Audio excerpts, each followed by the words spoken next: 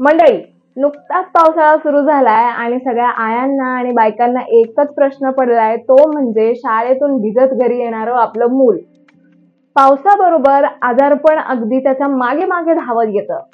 तापमानातील उतार चढावामुळे सर्दी, ताप येण्याची शक्यता जास्त असते. तुम्हाला पण टेन्शन आलं असेल, चिंता करण्याची काहीही गरज नाही. घरगुती उपचारांद्वारे ह्या सामान्य सर्दी पडशासारखे आजार आपण जरा लांबच ठेवू शकतो. मी लतिका अमोल आजच्या व्हिडिओमध्ये तुम्हाला घरगुती अशा काही टिप्स अँड ट्रिक्स सांगणार आहे, जेणेकरून सर्दी पडशासारखे हे आजार आपण आपल्यापासून जरा लांबच ठेवू शकतो. नंबर 1, भाज्यांचं किंवा चिकनचं सूप. पावसाळा असो किंवा हिवाळा, दोन्ही सीझन मध्ये भाज्यांचं अथवा चिकनचं सूप फारच फायदेशीर असतं. अस्थमा असणाऱ्यांसाठी सूप तर अतिउत्तम. सूपचा फक्त वाफ घेतल्याने किंवा सूप प्यायल्याने आपल्या नाकाला आणि घशाला फार आराम मिळतो. सर्वात महत्वाचं म्हणजे ताप आल्यावर आपल्या तोंडाची चव बदलते. तर सूप प्यायल्याने काय होतं, आपल्या तोंडाची बदललेली चव परत नॉर्मल व्हायला मदत होते. तर जर तुमच्या पण तोंडाची चव बदलली असेल तर सूप हे एक अतिउत्तम पर्याय आहे. नंबर 2, मस्त गरमागरम चहा. सर्दीमुळे होणारे घशांचे आजार अथवा खोकला यावर औषधी चहा एक उत्तम पर्याय आहे.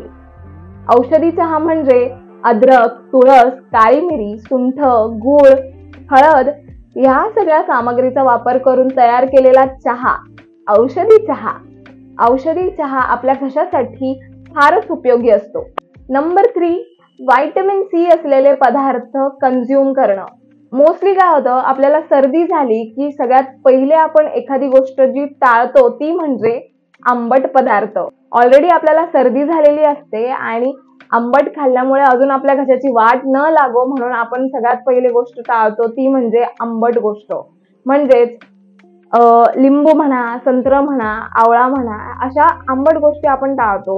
पण ट्रस्ट मी गाईज, लिंबू, आवळा, संत्र या पदार्थांमध्ये ना व्हिटॅमिन सी असतं, जेणेकरून आपला नाक आणि घसा मोकळा व्हायला मदत होते.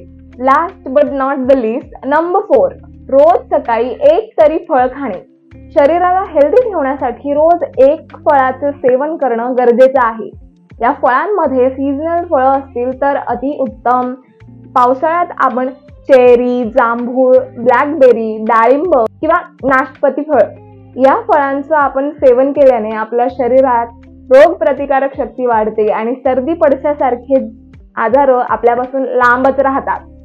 तर या काही घरगुती गोष्टी आहेत ज्या अंमलात आणून आपण सर्दी पडशासारखे आजार लांब ठेवू शकतो आणि आपल्या शरीराचा बचाव करू शकतो आणि आपल्या फॅमिलीची पण काळजी घेऊ शकतो.